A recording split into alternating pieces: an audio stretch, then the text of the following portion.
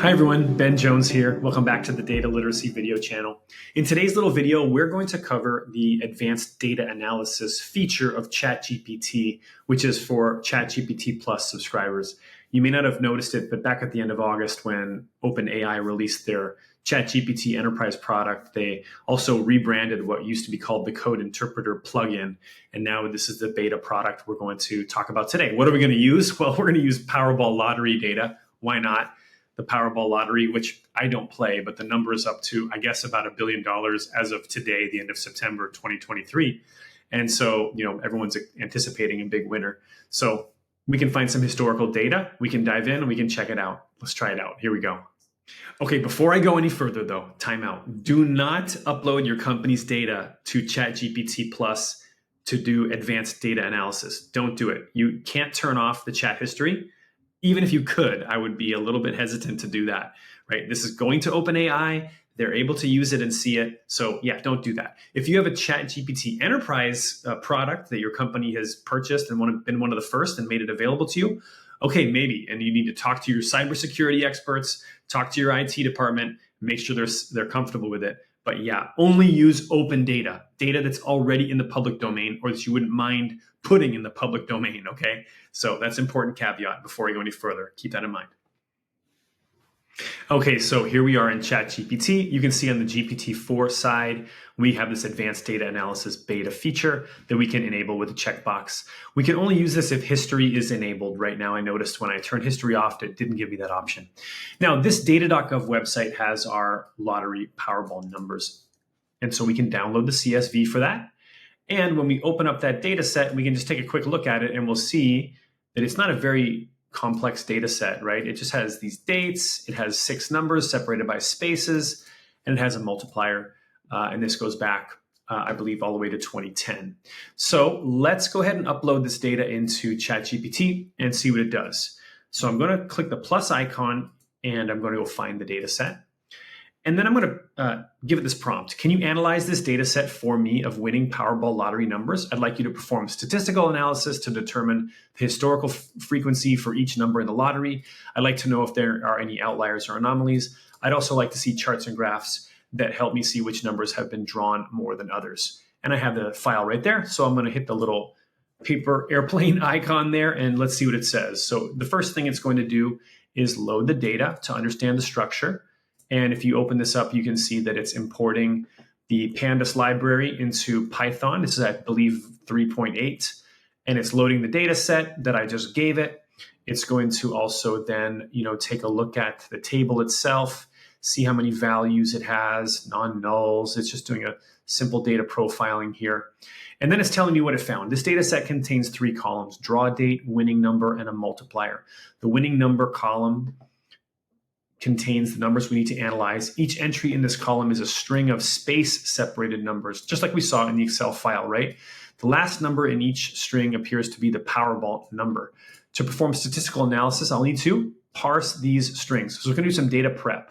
So it's going to do that. First thing, it's going to parse out those winning numbers into individual numbers, and it's going to look at the frequency of each and see if it can find any anomalies and make some charts for us. So first, it's going to go through the data prep step of parsing out the winning numbers based on the space in between the numbers. So it's going to do some different loops in here, for loop. It's going to convert the list to a series, a data series for ease of analysis. And it's giving us some counts here now of the winning numbers. Okay, now it says we have parsed the winning numbers and Powerball numbers. Let's proceed with step 2 and analyze the frequency. So it's finding the frequency of each number. And really what it did is not, if I look at the chart here, it did not give me a frequency. It gave me a count of winning numbers. It also gave me a count of Powerball numbers. And so the number of times, each one of them appeared in the historical data set, right? And here's its analysis. It's saying, well, the frequency varies, but there's no significant deviation. Numbers range from 1 to 69. The frequency seems relatively uniform. Now, I beg to differ. This is definitely not a uniform distribution, right? It has some definite steps. It has a pretty big cliff falling off here after 59. It has a pretty big cliff falling off in the Powerball numbers after 26. And so let's continue this conversation and say, these don't look uniform to me. What could be the reason for the drop-off in winning numbers? What was it, 59, I want to say? Yep, after 59. And Powerball numbers after. Now, I am not an expert by any means in the lottery, right? So see if it knows. And it says, well, you're correct in observing the drop-off. Why it didn't, I don't know. And then it seems to believe that maybe there's some rule changes, okay? And so the pool of possible numbers might have been expanded, right? And so there could be other insufficiencies or biases. Well, if we look up in Powerball on Wikipedia, we'll notice that indeed the rules have changed a few times, evidently. You can see right here in this table that, starting on October 7th, 2015, the first 5 white balls expanded to a field of 69 possible numbers, and the red, Powerball number dropped from 35 down to 26. Okay, so really what we should do, to simplify our analysis for now is just basically look since October 7th, 2015. So let's see if ChatGPT can do that. Can you limit your analysis to just results since October 7th, 2015, when the pool of numbers changed? I'd like to filter out all dates prior to that. Okay, so, it's getting a little more complex if we want to compare frequencies when there were different amounts of both white and red balls in the game. And so it's going to try to filter it out and only look for draws that occurred after that date in October, right? So it's converting a draw date to a date time so they can perform a filter. It's going to filter it and only give me draws after that date I told it, right? And then from there, it's continuing to perform the analysis. And so, this is where the proof is in the pudding here. I mean, if you are familiar with data analysis in Python, you're going to want to look carefully at this. They're marketing this product to people who maybe are not familiar with data analysis in Python. And so there's some risks there for sure, because who knows if there's an error in here. You might have to look very carefully or cross-check the answers.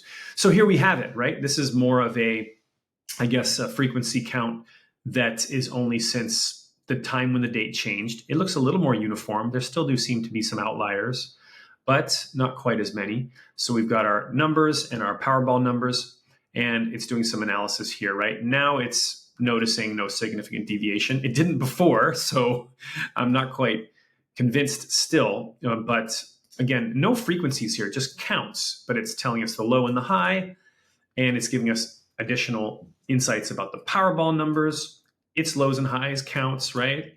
And then we get a more uniform distribution since we're looking at it from that date. Okay, so let me say this. Instead of counts, I'd like to see frequencies. Can you calculate the percent of draws that's turned up each number? Okay, so let's not talk counts, let's talk frequencies. And it's going to use this formula. The frequency is the count divided by the total number of draws times 100. Okay, so it's going to do that. And, we need to look closely at how it's calculating and counting the frequencies, these different variables in its equation. And it looks like it's basing it off of the total draws times 5. So the total draws, how many days? Well, there were 5 draws, right? 5 numbers are drawn for each time, excluding the Powerball. So it's doing the analysis here for the 5 numbers. And then it's going to, do some additional plotting here to put that into a chart for us. And here we have it, right? So it's the frequency or the percentage. But, well, what's interesting about the lottery is that I think again, I'm not an expert, but I believe when a ball is drawn, let's say the very first number comes up and it's whatever the number 1, right? That little ping pong ball is not put back into the pool. So it's not possible to get the same number twice in a given day.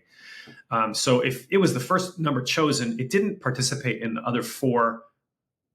It didn't participate in the other 4 numbers that were drawn in that day. If it was the third number chosen, it only participated in the first 3, not the last 2. So I don't believe this is taken into account here, right? So we could try to ask it to do some more nuanced analysis and take that into consideration. The number of times each ball was present in the pool, and that might be some analysis for down the road. But for now, I just like to keep it more simple just in terms of the frequency of times it showed up in a given day, right? So it does look like there are some that are quite a bit higher than others. And it's giving us the variation there from 1.24% all the way up to 1.74%. But it looks like there are some that are lower than that. I wouldn't say this is an accurate range because this number for sure is much lower than 1.24%. I'm not sure why it thinks that's the lowest. Maybe it's giving us plus or minus 1 or 2 standard deviations. It's entirely possible. Let's take a look at that. So why don't we say, can you create histogram of winning frequencies for each number? And also compute the mean, average, and standard deviation, noting how far away, how many standard deviations away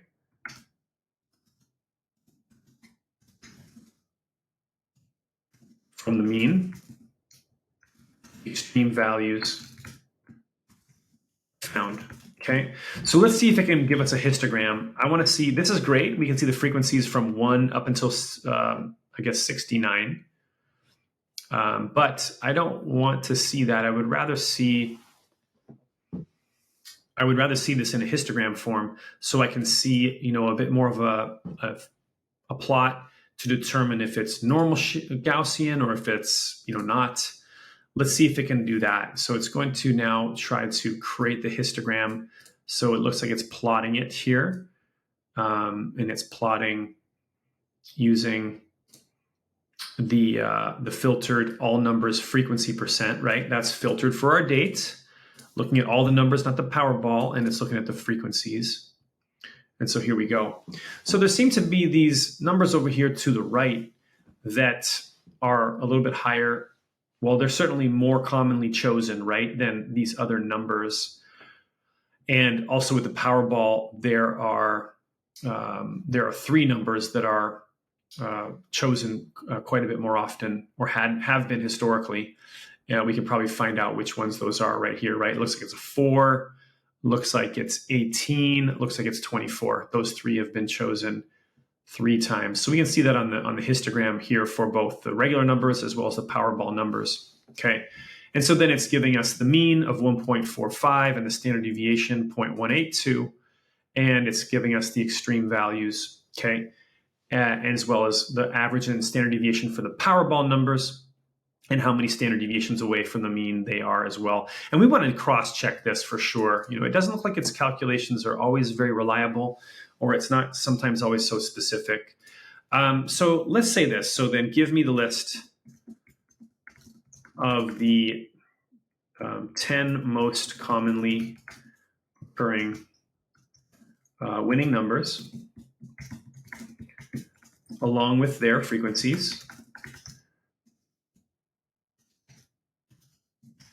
And let's also see the 5 most commonly winning Powerball numbers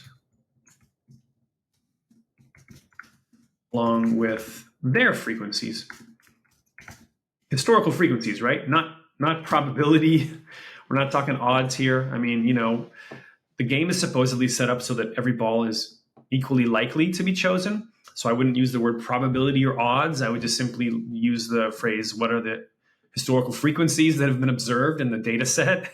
And then from there, so we can see, these numbers have been occurring most commonly: 61, 32, 63, 21, 36. And then we can see the ones that have been the most commonly occurring Powerball numbers. But, I beg to differ here. I mean, it doesn't look correct. Let's just go back. Well, let me cross-check and see. So we know that 3 of them occurred at a winning frequency percentage in this bucket right here, just above 5%. And it looks like it's telling us that is numbers 18, 24, and 4. But 4 has a slightly lower winning percentage. So it's possible then, if we go back up to the actual counts, that this number for the number 4 is actually a little bit less than, and we can maybe even go, that was still frequencies, so we can go up to the counts and again, see what those numbers are. Let's just ask it to give us the counts. Can you give me the counts? Can you repeat the list with counts this time?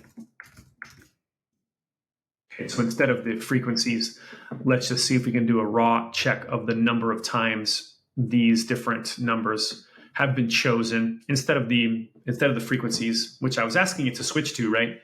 So we can see then again, 89 times, 88 times, and then it does look like the number 4 appeared a little bit less, one fewer time than 18 and 24 in the Powerball number set. Okay, so now let's test ChatGPT. Let's say, based on this analysis, right, let's see what it does. Based on this analysis, what should I pick, right, for my lottery numbers to have, let's test it, the highest chance of winning? All right, let's see what it thinks. Let's see what it says, because, it's a bit of a trick question here. And this is what I found, kind of interesting, that it seems to be programmed to kind of catch this. It's warning me that, well, and I can't really say for sure why it's saying this. It could just be the next word predictor, LLM, is finding amongst its training data set people who have been writing about the lottery on the internet for the last, while. It comes back with the answer that, hey, it's a game of chance. Each number has an approximately equal chance of being drawn, okay, regardless of past results, right? So it's not influencing what's happening in the future. So it doesn't recommend a strategy to increase my chances of winning, right? So, however, people often choose numbers based on various strategies. So frequently drawn numbers, rarely drawn numbers that are due, maybe some numbers that are personally significant to you, or just purely random. So it's telling me what to do if I were to go with the frequent numbers, right? And let me see, what if I went with, so we've already been analyzing the high frequency numbers. What about the rarely drawn numbers? So what are the top 10 rarest numbers and top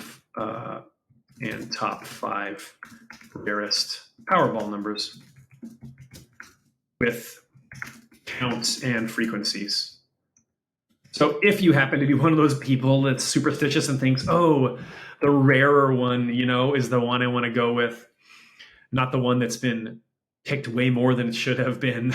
So I guess that would be something you could do if you think that this will be more likely to somehow show up and be drawn. Okay, I guess knock yourself out. There's going to be some conspiracy theories why the number 13 happens to be the least drawn number, which sounds all too ironic, doesn't it? And cosmically accurate. I don't know. You got to have fun with numbers, right? I've never, like I said, I don't play lottery. I remember my grandfather did, my mom's dad. He was brilliant, a civil engineer. I had really admired him. And after his retirement, he would sit there with his little graph paper. So this is really before PCs, even, really much less LLMs, but he had a little graph paper with all the winning numbers in this big pad going back. And he would just, I think he just needed something fun to do with numbers. So maybe I got that from him. All right, so there we go. So, we can do some analysis on this. Again, my recommendation overall would be, so first of all, pretty impressive, right? It did some data parsing. It did a few different rounds of additional statistics, counts, frequencies. It looked at numbers in different structures. It did some statistical analysis. And so, and then it also, when I asked it for its advice, it really withheld, right? It didn't take the bait. So I find this really fascinating. And I mean, I would believe at this point that if you're going to use this for work, first of all, don't, unless you have the ChatGPT Enterprise version. That would be probably a big mistake, because you have to have the chat history turned on, which means at least as of right now, even if you're a ChatGPT Plus subscriber like I am, you can't turn off chat history. So any data you upload, it's going to be in the hands of OpenAI. They're going to use it to tune their models, etc. So you do not want to upload any corporate data set here. Like, do not do that at all. That would be a terrible idea. And so, but you can see that with this data set that's already in the public domain here on data.gov, we can do some analysis. We can see what it says just to get the hang of it. I think this is probably going to be a more common tool that even companies are going to be using on their own proprietary data in the near future. It's going to help people who are analysts and non-analysts to be able to take a raw data set like this and ask it some questions in this natural language mode, which is, much lower bar than performing analysis with, let's say, Tableau or Power BI, or of course, much, much lower than trying to write the Python code yourself, which seems really easy, and that's great.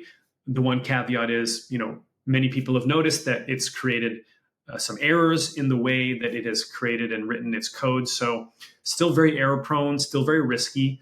Also, we can see we get a hint of what's coming. It's very powerful. Okay, with that, I'll stop there. I hope you enjoyed this. So, feel free to subscribe. We're going to do a few more of these. I'm just trying to give you guys the, my honest take on these powerful tools, what they're great, what's great about them, what's risky about them. It's a very, very mixed bag right now. So you want to proceed with caution. But there you have it. Advanced data analysis beta in ChatGPT. And we did that to give ourselves a strategy. I'm not going to buy those numbers, just for the record. You can, you're free to. I don't recommend it. It's probably just a waste of your money, but interesting to play the numbers just like my grandpa used to do all those years ago, and have fun. All right, talk to you soon. Bye now.